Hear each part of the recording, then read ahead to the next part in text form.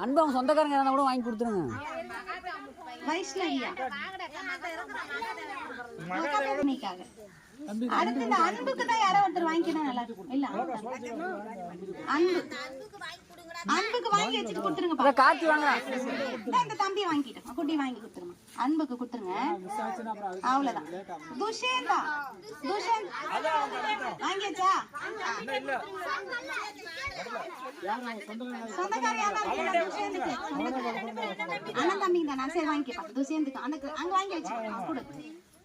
துஷேந்துக்கு வாங்கி. பைபிள் படிக்கணும் எல்லாரும், சரியா? அப்ப எல்லாருக்கும் கொடுத்தாச்சு. சரி.